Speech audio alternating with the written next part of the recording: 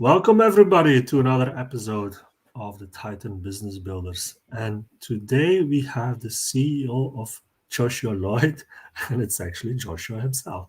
That's me. So, hey, Joshua, how are you doing? How are you? How are you, Stefan? I'm doing fine. Good, I'm good. So, you are the CEO of UK's fastest growing pride and gender identity shop. That's That's a correct. mouthful, yeah. It's definitely a mouthful, but something I'm massively proud of. Yeah. So, for people that do not know you, give us a little bit of a background. Who is Joshua? Where did it all started for you? I mean, I'm only 28, so it started.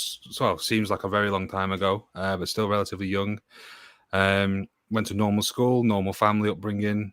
Something that I'm very grateful for. Something that a lot of people get to have is obviously great family that supported me all the way.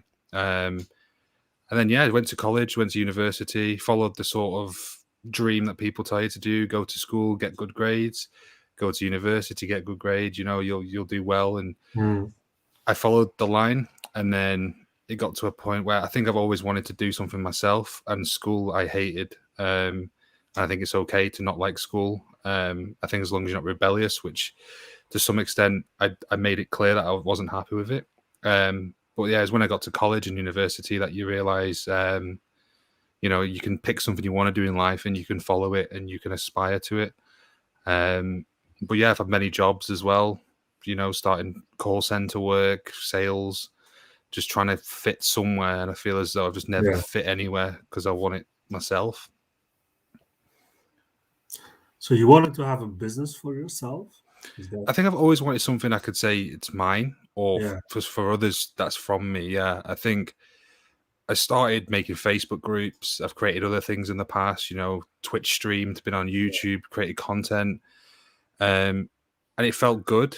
It felt like I was doing something great, but then real life gets in the way and you need to pay bills, you need to do stuff. So I feel as though, it's always something I've always wanted to do, is have something, regardless of what it is. It's just, something I've created and nurtured from nothing. I think that's what I've always aspired to. Yeah. I think a lot of entrepreneurs that have built their business start that way, like not feeling like they belong in a just a corporate world or in a corporate job, always wanting to have that kind of a freedom to just build around something that they are passionate about. Now, in your case, of course, like building this kind of business, which is a shop with LGBTQ plus products, right, designed for the community. How did that happen? Like that doesn't really sound like an obvious choice. No. Because also, to be clear for the audience, you yourself are not part of the LGBTQ plus community yourself. That's right. I see myself as a straight ally. So yeah, that must be, and that's an interesting choice, going from all of that you have tried into something like this right now. Yeah, the biggest question I have, and I think a lot of people have, is like, why did you get into this?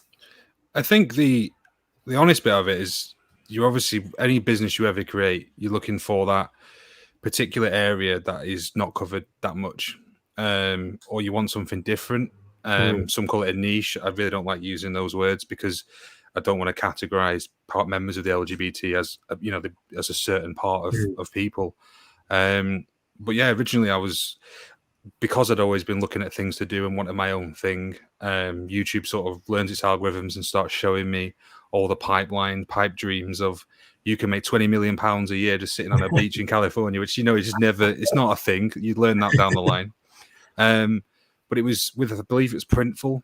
They're a dropshipping clothes company. And I thought, well, I can do that. I'm good at, I'm okay at art. I can do certain things with digital media. And then it sort of like clicked. I don't know for sure what I was looking at, but obviously I've got friends and family who have LGBT community. They're part of it. So I got speaking to a few of those, and they sort of mentioned that there's clothing out there, there's fashion out there, but there's nothing in particular where they want to go buy something that's for them without it having to say male or female or for this or for that. And then obviously there's Pride products too, but it's normally your generic, your basic sort of, I wouldn't say basic, but everything that you go to a Pride event for, you'd buy it for Pride and then sort of not really have much need for it. So that's how it started. It was finding that sort of area that wasn't discovered and then doing more market research and due diligence. It was finding that there was demand for it. There was definitely people wanting products that they couldn't get hold of. And then also it was anyone that was doing it was corporate. So like you may be aware of, every Pride month, every sort of company decides to change the logo to Pride logo, well, to rainbow, and say, oh, we're doing our bit, we'll give a bit to charity. And then as soon as July comes, it's gone again. And like, oh, that's it. We'll move on to our next things. So I always felt it was important when I started it out that as an ally, to give back wherever possible. So we spoke to a few charities. At first, it was Young Minds, who deal with mental health in younger people. And I found that was important because I feel as though a lot of LGBTQ plus youth suffer with mental, so then that led on to, we asked the community. I wanted to know what they thought was most important. So we ranked charities of who who should we donate to next? Who should we work with? And then it was LGBT Foundation based in Manchester here in the UK. We got speaking to them. And that's who we're still working with now. So 10% of all sales net go to them, and they always will. But I've done more with working with them, and I truly realized I thought I understood the LGBT community. I thought I knew, there's lesbians, gays, bis, trans, and my eyes were completely opened in the way of how much injustice, lack of equality, there's children who can't come out because they're scared they're going to get kicked out. And it does happen. Children are kicked out, abuse, mental abuse, physical abuse. And that's when it sort of shifted for me from creating a brand as such, like a clothing store, to try, hang on, we've got people following us and people watching us that we use this for, to share insights and share information. It's okay, supporting. And that's where I feel as though now as an ally, more than anything, is using the word ally of what it means. I mean, we support wherever possible. But you're right, it's different. On a regular basis, people say, well, if you're not LGBT, why are you in it? You're profiting from LGBT when you're not LGBT. It's capital, you're capitaling on it. And it's always hard because it's hard to sort of explain all this. This is one of the reasons why, obviously, thank you for showing, being on the podcast, is that you don't have to be of something to help something else. Otherwise, most things wouldn't happen. And I feel as though, fair enough, it might not be directly in the LGBT community, but I feel that the brand now has a core impact on it. And that's why we work with LGBT Foundation. We've been recently talking with Consortium. There's other charities as well, Stonewall. There's many areas. And basically, if I don't go a day without learning 10 things about the community, then it's not a good day. Honestly, the amount I've learned, and I'm still learning, like anything in business, really, but I feel as though the more I learn, the more I want to do and give back wherever possible and just help spread the word of equality, love, inclusion. It's just very, very important. I think what you have mentioned there is really important, is the fact that your business creates an impact in the LGBT community. And that is the most important thing. It doesn't really matter who you are or what kind of community that you belong to. If you create a business that creates an impact for other people, that's how it should be, right? And if you think about other, that's where it if you think about other businesses, the big corporations or whatever, people don't think about, okay, we're going to build a business for the straight community. That's not what people think about. So I get that people think, okay, you're not part of the LGBT, why would you do it? But in the end, it's about what is your passion, what is the impact that your business is creating, and if it's doing good for any type of community, then again, that's the most important thing, no matter what. So yeah, I believe that as well. I mean, an LGBTQ plus business owner can create a business that doesn't serve our community. So would the straight world say that, yeah, but you're building a business for our community? Why do you do that? Because you're not That's part, you know, it's that's one crazy. thing that we see. Sorry, I felt like I interrupted before, but there's a lot of stores out there that sell LGBTQ plus Yeah. merchandise, and they do great. They do for charity. They do a lot of other things. But you see a lot will just say like the LGBT owned, Yeah. something which obviously I can't do myself. Obviously, Mhm. we're doing it pretty much predominantly myself still, and I feel as though that shouldn't be an impact as long as we're still giving to the same charities. We're still as much as possible. We're still raising awareness. I feel as though, to be fair, we're probably doing more in regards to blogs and content and reaching out to beyond the brand. Mm. I think even Christmas Day, I open the inbox and I have it open just because I know it's a time that LGBT youth is in particularly struggle, and just to be able to, I think we had 2 messages last Christmas on Christmas Day just to redirect them to LGBT Foundation, who were doing excellent work. I mean, they were working all over Christmas. But yeah, I feel as though it's like anything really, you know, so in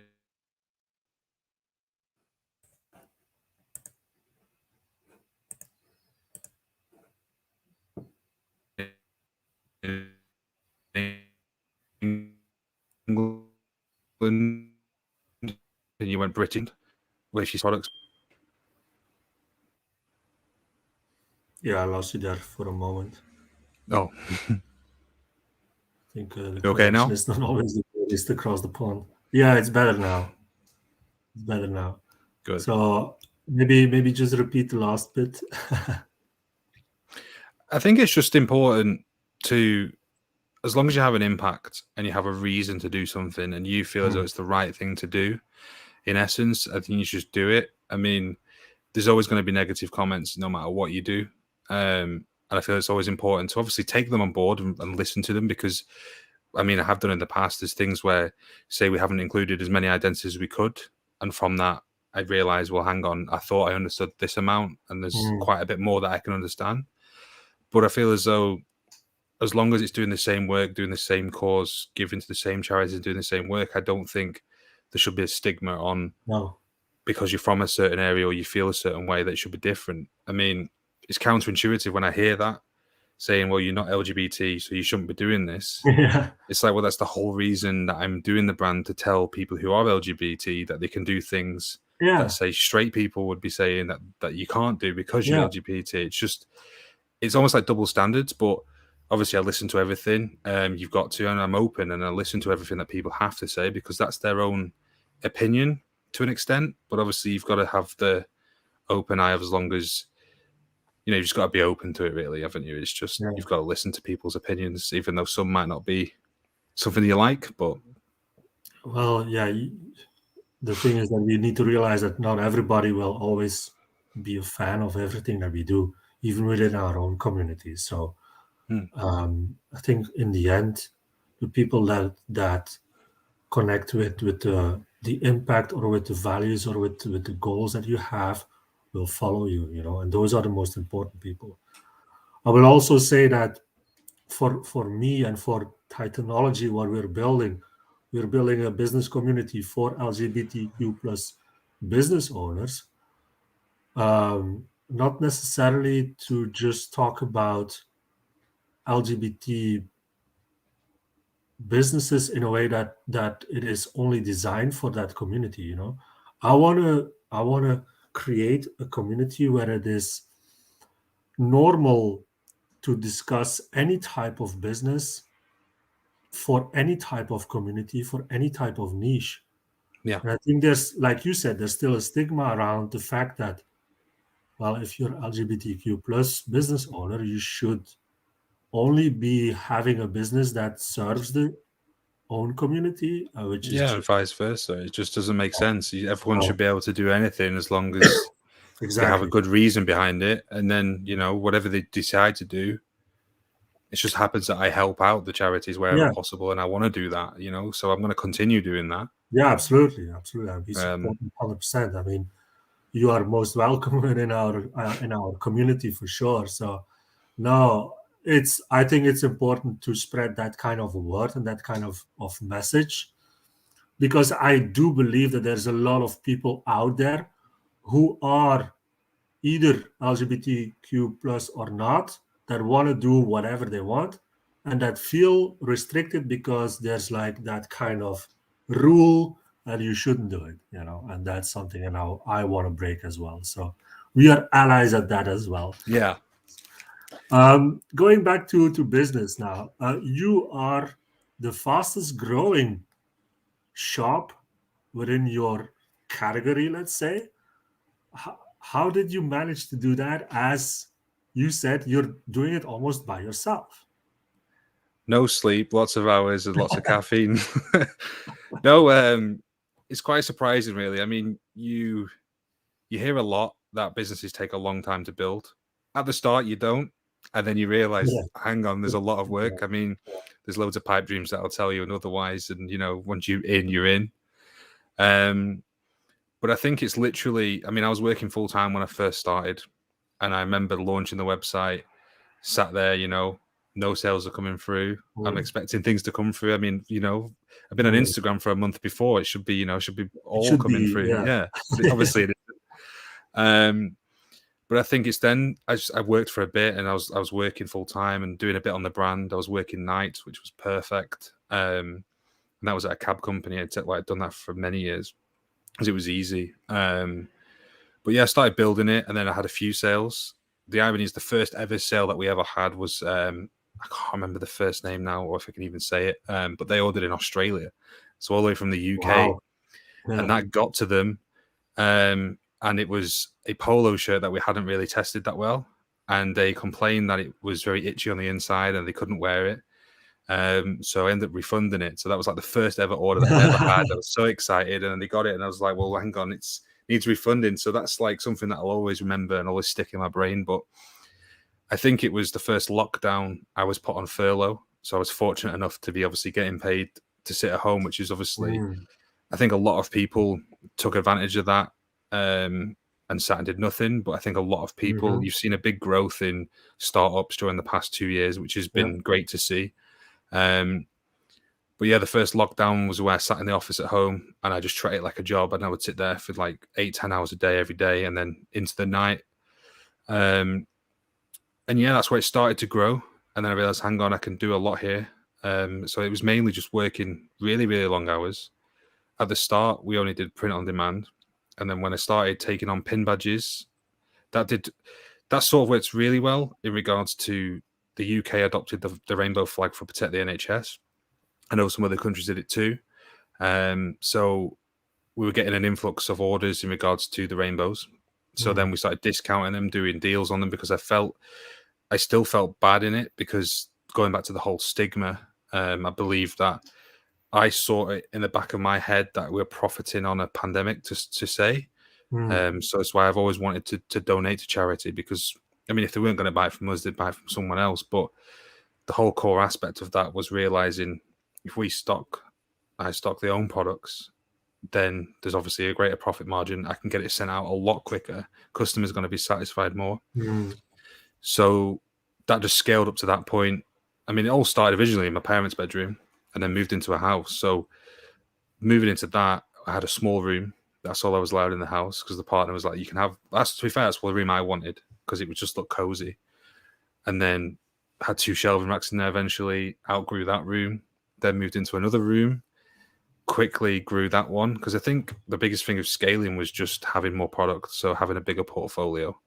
So then expanded that one. Now we're in this office. Do some warehouse fulfillment too. So I think it's just the scaling bit was just having products and trying to have as much as possible and trying to do it different than anyone else. I mean, if you pretty much just search LGBT products or accessories, there's a lot that are out there that are similar to ours, or we have some products the same, like flags. You can't really change the design of the flag so much, but I think it was doing things differently that other people hadn't done. That you go, well, there's, that's cool. I've not seen that before, and that's when you start getting customers. What would it be? Give us an example. What made you so unique? I think one of the first things I did, and no one believed me when I said it, was mobile phone wallpapers and Okay. selling them for 99p and giving 60p of that. So it was over 50% to charity. So pretty much about 30p went to me to obviously create it. They weren't the best in the world. I quite like them. But people bought them because it was such a low valued item, and people could get it instantly. So that was unique in a way. But I think the biggest thing recently, to be honest, that was unique was we did a Pride box. So it was a bundle for Pride Month in June, where it worked out. I pretty much only wanted just above cost for it, just because I wanted to give to Pride and say, look at all this stuff you can have. And it was everything in it: pin badges, flag, lanyard. They got to build it themselves, so they could pick, I want this flag, this lanyard, these 3 pin badges. And that was something that I hadn't seen anywhere else. You've got, obviously, you've got bundles where you buy once a month and a box comes through your door. But I feel as though that's growing massively now. Not because of us, but because it's obviously a growing niche where people want a surprise every month. So that was really big. Regardless of the flags, the clothing was pretty big too, because those basic T-shirts. I went on to hoodies and snapbacks and other clothing. But I think it's just trying to push the boat out. I mean, we're working in other areas right now, which I've never seen. So obviously I can't say too much about that, but it's to do with homeware. So that's not something that's massively, experienced or looked at. But yeah, shoelaces, they were big as well when they came in with all the different types of LGBTQ plus flags. But yeah, it's obviously the pin badges where it started. That's where it first ever began, because it's low value. People can afford it. People they can put it on anything they want to. But yeah, I think scaling wise, clothing too is only realistically now it's T-shirts, hoodies, and sweaters, and a couple other things. And I always wanted it to be any fashion you can get from any sort of, if you name a big brand, I want to be able to provide that sort of type of clothing. So obviously we don't do coats or scarves we did for winter, but tracksuit bottoms, anything that's just not gender tagged. Because you might have someone who's, say, masculine, who might look at a dress and go, I'd quite like to wear that, for a festival. It shouldn't have to have the words female on there, because then that just makes someone feel, especially if they're transitioning, they might get dysphoria from that and go, well, maybe I shouldn't get that because that's not for me. And that's one thing that we're trying to break boundaries on. But I feel as though because all the accessories worked, that's where we went towards, and kind of lost track a bit of where I wanted the brand to be. But I feel as though in the next year, that's where we're going to sort of move again and start doing better with that. Awesome stuff. And if you think about the journey through all of this, what were the most impactful decisions that you made within the business? Because if you say you worked so many hours, what kind of actions, what kind of pieces were the most impactful? I think there's been a lot. The long hours originally, to be fair, obviously starting out, you're not really getting the sales. So it was losing a lot of money on marketing and trying to see what fits best. To be fair, obviously that's constantly adapting. Making the website look as good as possible, optimizing it. I mean, there's a lot of stuff that people don't see on any brand, on the back work that goes into it. So optimizing the website so Google picks it up quicker and goes, well, we'll rank this page. And then you've got optimization. So making sure every page loads fast, making sure there's content on there that Google will crawl and go, okay, that's good. All the images, optimizing them, all the the graphic artwork and Photoshop design work. There's just so much that, and obviously back then as well as creating all the products from scratch, sourcing them. But like I say, I think the biggest impactful thing was COVID in a positive way for me. And I know it's been, I hate saying obviously positive because it's affected so many people's lives. But that was sort of the first thing where if I put time into this and I actually do decide to work on it, it'll work. But it was the pin badges originally where I wanted to buy some designs because we found a manufacturer. And I was like, oh, I'll buy, 10 of these, see if they work. And as my partner said, just buy all of them. And I was like, well, that's like, I think I had £800 in my bank account and it would have been £1,000. And I was like, I can't do that because I have no money. Like I'm on a furlough salary, which is, I think it was what, 60% or 80% of your wage. And they went, well, if you do it, if you're serious about it, then just do it. So I just did it. I was like, well, go for it. I had a good feeling about it. So that's when I went at it, and I had all the £1,000 worth of pin badges, which you can imagine was quite a lot. So then I was like, well, I've got to sell these now. And then they weren't really selling. So then that was when I was like, okay, now I'll spend X amount of 100 on Facebook ads.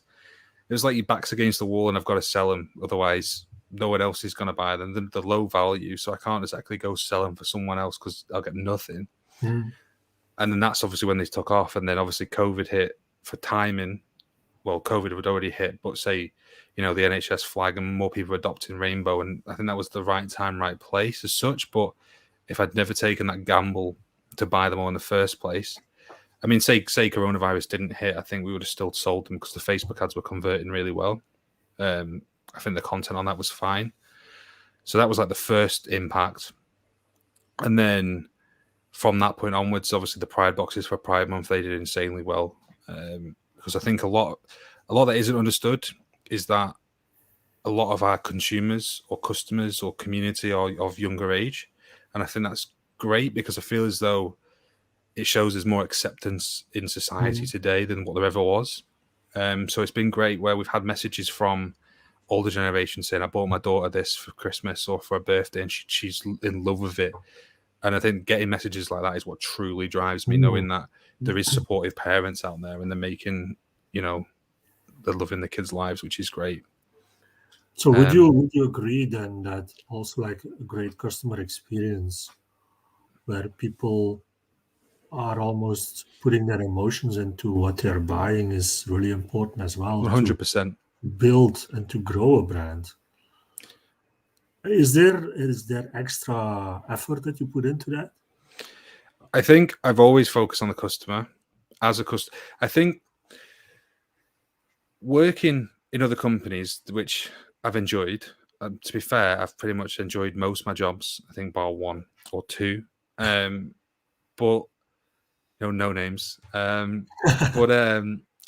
I feel as though seeing their managers or the owners or people above or the corporate level and seeing things that they would do, obviously I would not disagree with it because that's what I'm paid to do, is to do what they tell me to do.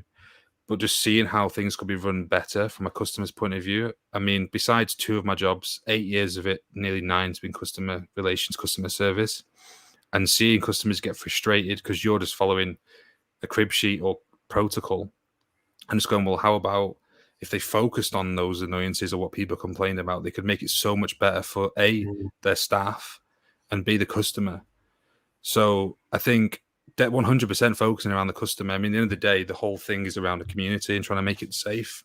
So I feel as though that's even more important of any brand in the world to focus even more so, because you've got to think a lot of our customers could be going through the struggles or hardship of being part of that. And even more so, I think the first year we did branded envelopes because it was a brand, right? We wanted to, put Joshua Lloyd everywhere until we truly realized, especially talking to charities, that there's many children or many people that aren't even out yet. They're closeted or they don't want to come out because they're in hostile environments. And that's when we decided to do discreet packaging on everything.